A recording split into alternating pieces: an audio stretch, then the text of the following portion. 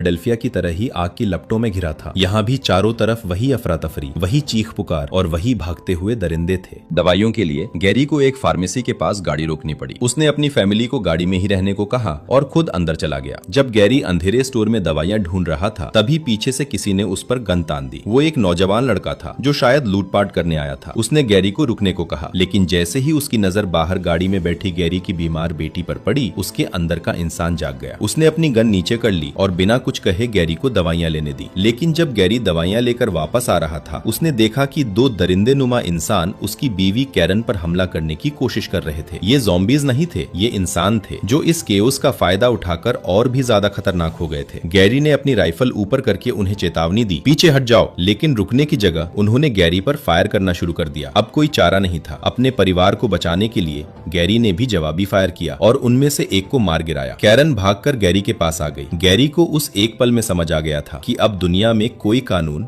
कोई व्यवस्था नहीं बची थी। अब सिर्फ एक ही कानून था, जिंदा रहने का कानून। उसने फौरन फिर से अपने दोस्त थियरी को फोन किया। थियरी ने उसे नेवार्क में ही एक अपार्टमेंट ब्लॉक की लोकेशन दी, जहां उसे सुबह तक इंतजार करना था। गैरी अपनी कांपती हुई फैमिली को लेकर उस अपार्टमेंट बिल्डिंग में पहुंचा। वहां एक दरवाजे पर दस्तक देने के बाद एक मैक्सिकन परिवार ने उन्हें अंदर आने दिया। वो लोग बेहद डरे हुए थे। उनके परिवार में एक टॉमस नाम का छोटा लड़का भी था। गैरी ने उन्हें हिम्मत बधाई और समझाया कि सुबह उन्हें लेने के लिए एक हेलीकॉप्टर आने वाला है। उसने उस परिवार को भी अपने साथ चलने के लिए कहा, लेकिन वो लोग तैयार नहीं हुए। उस लड़के टॉमस के माता पिता अपना घर, अपनी दुनिया छोड़कर जाने के ख्याल से ही कांप रहे थे। उन्हें लग रहा था कि दरवाजा बंद करके वो इस तूफान से बच जाएंगे। गैरी जानता था कि वो गलत थे, लेकिन वो उन्हें मजबूर नहीं कर सकता था। वो रात शायद उनकी जिंदगी की सबसे लंबी और खौफनाक रात होने वाली थी। अगली सुबह की पहली किरण के साथ ही अपार्टमेंट के बाहर से दरिंदों की डरावनी आवाजें आने लगी थी। अब वहाँ रुकना मुमकिन नहीं था। गैरी अपनी फैमिली को लेकर छत की तरफ भागा, लेकिन सीढ़ियों में अंधेरा था और उस अंधेरे में मौत उनका इंतजार कर रही थी। जैसे ही वो ऊपर जा रहे थे, ज़ॉम्बीज ने उन पर हमला कर दिया। एक ज़ॉम्बी ने गैरी को पकड़ लिया। गैरी ने पूरी ताकत से अपना चाकू उसकी छाती में घुसा दिया, लेकिन उस पर कोई असर नहीं हुआ। इसी छीना झपटी में ज़ॉम्बी का संक्रमित खून उछलकर गैरी के मुंह में चला गया। एक पल के लिए सब कुछ थम गया। तभी पीछे से टॉमस, उस मैक्सिकन परिवार के छोटे लड़के ने एक गन से उस ज़ॉम्बी को शूट कर दिया। गैरी टॉमस को लेकर छत पर पहुंचा और खुद भागकर सीधा छत के किनारे पर जाकर खड़ा हो गया। उसके दिमाग में बस एक ही गिनती चल रही थी, 12 सेकेंड। उसे शक था कि ज़ॉम्बी का खून उसके मुंह में जाने से शायद वो भी अब एक दरिंदा बन जाएगा, और अगर ऐसा हुआ तो वो बिना एक पल सोचे छत से कूद जाएगा ताकि उसकी अपनी फैमिली उससे महफूज रहे।